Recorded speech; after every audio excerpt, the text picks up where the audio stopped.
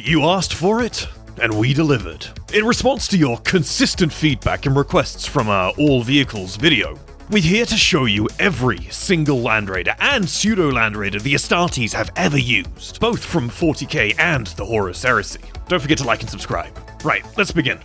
Starting off with my favourite Land Raider variant, the Achilles. Born during the closing days of the Great Crusade, the Land Raider Achilles is said to have been created as a collaborative effort between the Imperial Fist's Legion and the Forge World of Jean-Ebon, specifically to defeat a particularly small but deadly Xenos empire. The name of these Xenos is lost to time, but they must have been mighty to warrant the creation of such a war engine. For the Land Raider Achilles is the most durable Land Raider ever created. At every point in its fabrication, every component is inscribed at the molecular level with ancient electromagnetic incantations and ferromantic computational algorithms. This enigmatic and arcane ritual results in the Land Raider Achilles being all but immune to energy weapons, meaning the only way to take out this behemoth is to strike it with powerful kinetic weapons. If its defensive capabilities and Legion of Origin didn't make this variant's intended usage clear, its armaments surely will.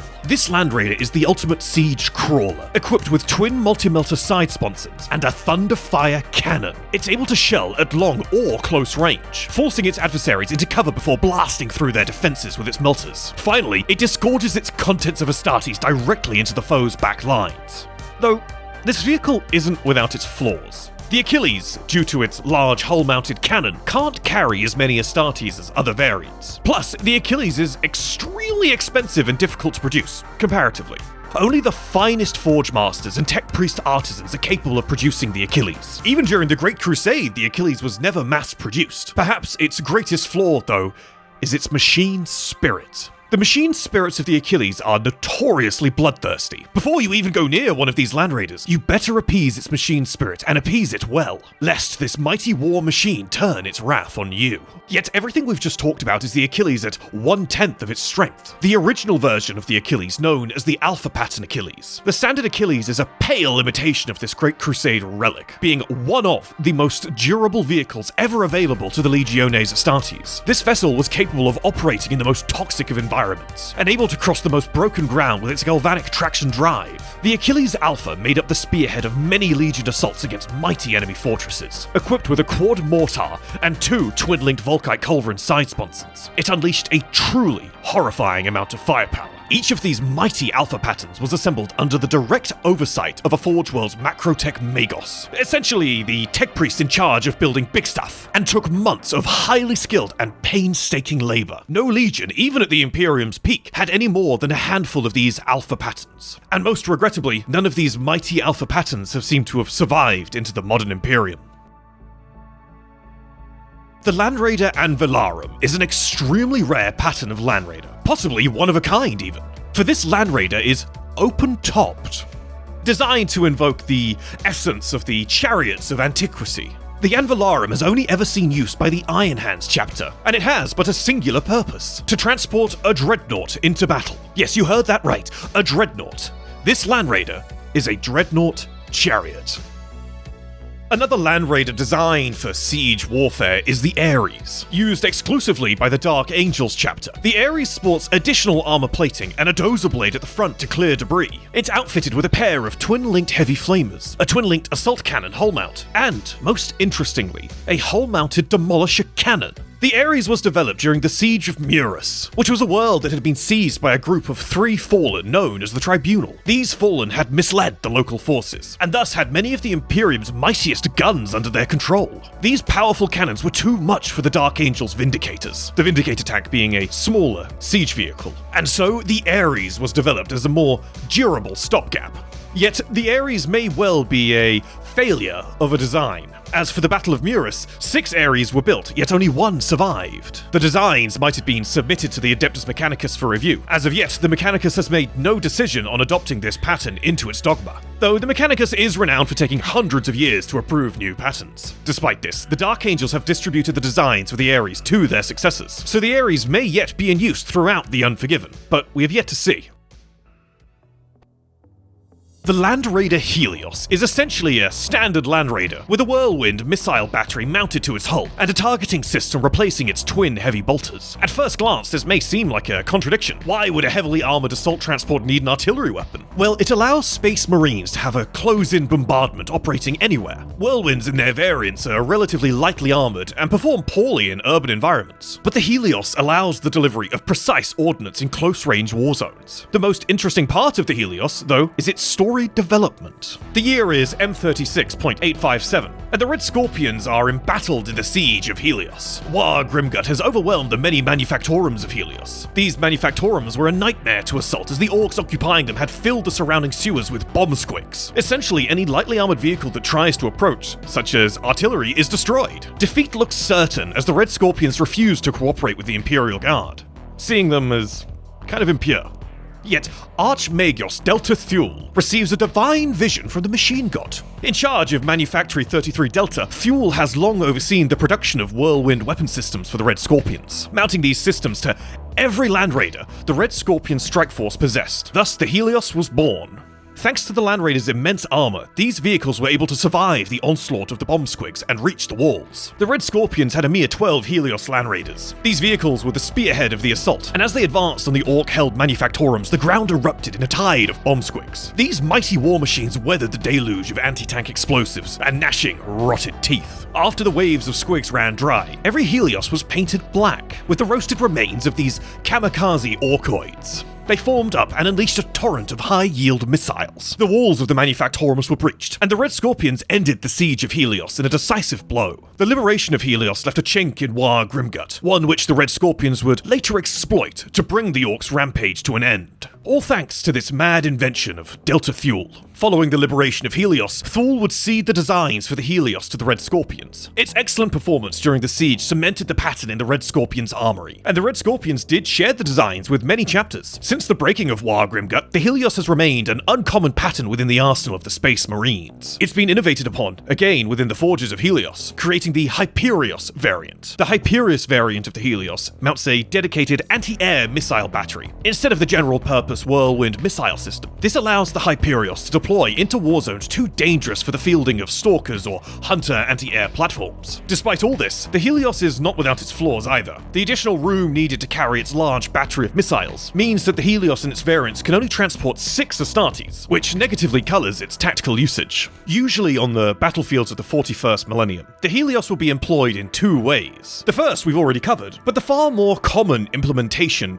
is when a chapter cannot or will not rely on the artillery of the Imperial Guard. A chapter will mass its whirlwinds and Helios tanks and unleash a devastating missile barrage. When the barrage is complete, the chapter will have demi-squads. These are squads of 5 Astartes, usually resulting from one squad being broken down into 2, and they'll have them mount in the Helios and rush the target. This is a very similar tactic to the German stormtroopers of World War I, following bombardments close behind to catch the foe still reeling from the impact of the shells. With the efficacy of the Helios, this allows the bombardment to continue right up until the Space Marines riding inside disembark, to dispatch the enemies of man with bolter and blade.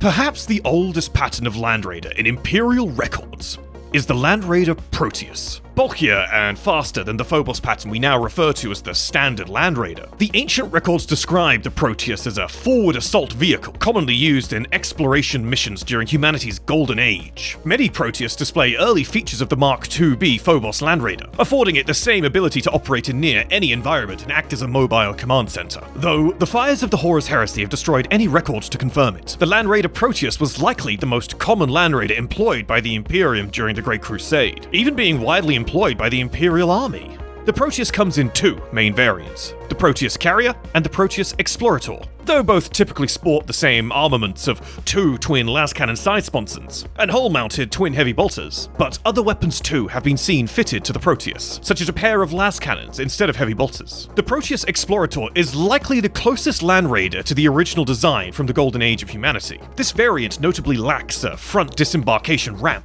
instead only having side doors behind the mounted armaments. Having advanced navigational systems and less transport capacity, this was, to the Legions, effectively a heavily armed and armoured reconnaissance vehicle.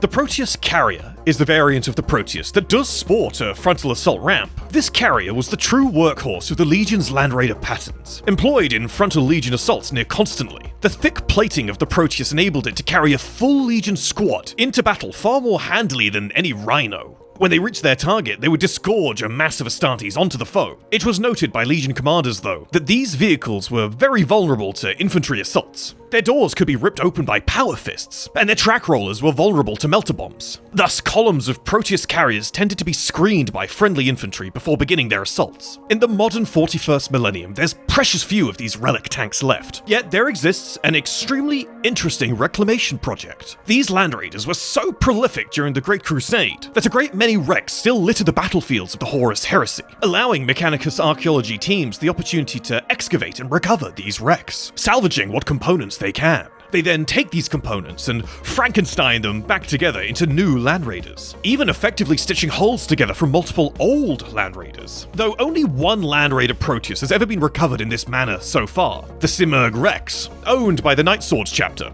The Simurgh Rex was the painstaking work of generations of tech marines. The reconstruction effort of the Proteus seems to be particularly held back by a single component, known as the Augury Web, which was found destroyed in 5 out of 6 Proteus tanks. The sheer volume of Proteus used by the legions really shows us the disparity of resources available to a legion compared to a modern chapter. There's perhaps no better metaphor for the current Imperium of Man than the Simurgh Rex, the result of a vulture picking at the bones of a once great version of itself. The Spartan Assault Tank. It's not technically a Land Raider, for it doesn't seem to use the ancient STCs discovered by Arkan Land and his robot monkey. Its design is clearly based on one though, most likely the Proteus, making the Spartan and its variants ostensibly supersized Land Raiders. I mean, look at it. It's a Land Raider, coked up to the gills and fed nothing but raw beef. The Spartan was only ever used by the Adeptus Astartes and Adeptus Mechanicus. It only came into being due to a Space Marine strike force needing to cross a region of blazing, raging plasma fires. This is essentially like driving over the surface of the sun. A fact further complicating this journey is the sheer amount of heat and radiation experienced by any forces crossing this sea of flaming plasma. This meant that only Astartes equipped in Terminator armor could survive the journey and fight the battle on the other side. And so, the Spartan was born. Essentially a massive Land Raider with a pair of quad las cannons and hull-mounted twin heavy bolters. It boasts a much bigger transport capacity than any other Land Raider. Despite these massive armaments and titanic armor, the Spartan is surprisingly fast. This is due to having potent reactor-driven motive drives. The Spartan has 2 doors on the side and an assault ramp at the front. It operates and is deployed the same as any other Phobos Land Raider, though being able to disgorge a far more potent force into the enemy ranks. During the Heresy and Great Crusade, Spartans were deployed en masse, delivering a deluge of Terminators to the foe or a tide of Astartes. Normally, Spartans were deployed during a siege, able to climb breaches in the wall and storm enemy positions, getting troops where they needed to be safely, and with enough anti-tank firepower to crack open any leftover bunkers were what they did best. They were also deployed in extremely hazardous terrain, the kind in which the Death Guard thrived. War zones too toxic or dangerous for any other vehicles to be deployed. These Spartans were employed just like regular Land Raiders too, supplementing assaults as force multipliers. What few Spartans have survived to the 41st millennium are recovered as relics. Their existence is only known to the most honored chapters, and certain secretive sects within the Adeptus Mechanicus. The clandestine nature of the Spartan feels especially glaring here. It was an instrumental part of Legion doctrine. It seems that this mighty landcrawler is a case of the Mechanicus eradicating its own knowledge. Tech priests hoard knowledge like dragons hoard gold, and they are just as bloodthirsty. Though, as far as we're aware, the Mechanicus doesn't tie virgins to rocks to appease its arch-magi, though I could be convinced. We're left with the vast majority of knowledge on the Spartan having seemingly been wiped out in the fires of the Horus Heresy. Only a handful remain with the knowledge that this tank ever existed. The Spartan is likely to become like many other relics of the Imperium's golden age, lost to myth. The Imperium can only hope that the priests who retain this knowledge will step forward and share it with their brethren. Though at this point it's just as likely that the Emperor will rise from his golden throne. And with the Spartan making this list, it's only right that the Cerberus heavy tank destroyer is also on the list. Unable to transport troops, the Cerberus is completely 100% a tank destroyer. Its internals filled with the massive inner workings of its gigantic neutron laser projector. This monstrous weapon of mass destruction was reverse engineered from a Dark Age wreck. It fires beams of neutrons at the target, smashing apart the molecular structure of whatever it impacts. It essentially induces rapid atomic instability in the subject, saturating it with radiation to the point of radical loss of cohesion. Then it explodes. This weapon rivals even the turbo laser destructors of the Imperial Titans in terms of raw firepower. Yet, despite this destructive potential, the neutron laser projector is highly controversial. Each one is a painstakingly assembled clone of an ancient relic, making them very hard to produce. Plus, they're extremely unstable. The Cerberus was infamous for having its massive reactor explode, should it ever be breached. Perhaps the single greatest defect of this weapon is if the enemy's armor should weather the neutron beam, as the neutrons will be reflected back into the weapon itself. In addition, the Cerberus's strange and arcane systems seem to have a habit of corrupting the machine spirits of its chassis, rendering it unable to utilize the massive cogitative power of the Land Raider. Even during its day, there were very few Cerberus, as this vehicle was introduced just before the outbreak of the Horus Heresy, and in the 41st millennium, as you might have guessed, there are even less. In the same way that the Cerberus was designed to annihilate other tanks, the Typhon heavy siege tank's preferred target is, and always has been, bunkers. Created by the tech adepts of Mars under the orders of Perturabo, the Primarch of the Iron Warriors himself, the Typhon is simply a Dreadhammer cannon on treads, protected by a thin shield that surrounds the gun barrel. The Dreadhammer cannon itself is described as a singularly massive piece of artillery. Certainly only the most obtuse, irritable Primarch of the lot could think to take artillery ordnance, place it on the front of a supersized Land Raider, and march it right up to the enemy's front door, before convincing the door, and everything within a 50-meter radius of the door, into becoming Minecraft Flatland.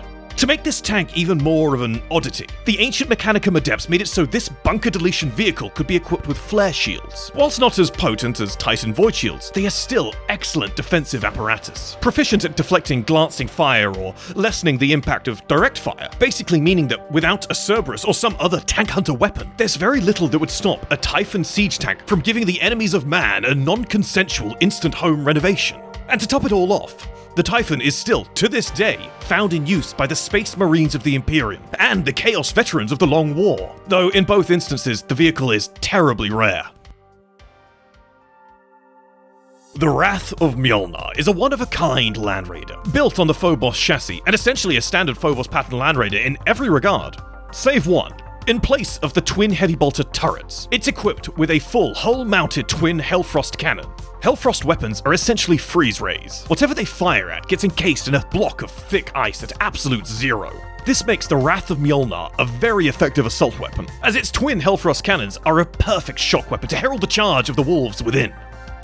Created by the Dark Angels, the Solomnus Aggressor may very well answer the age-old question of can you have enough Dakka? Equipped with a hull-mounted twin assault cannon Logis turrets, twin heavy bolter side sponsons, and two hurricane bolter side sponsons as well, along with frag launchers, this one-of-a-kind anti-infantry murder machine is able to plow through massed ranks of enemy infantry, guns blazing, breaking hordes in a single salvo, only to then unleash its frag launchers onto remaining belligerents. The foes of the Unforgiven are left reeling as the Solomnus' occupants then charge forth.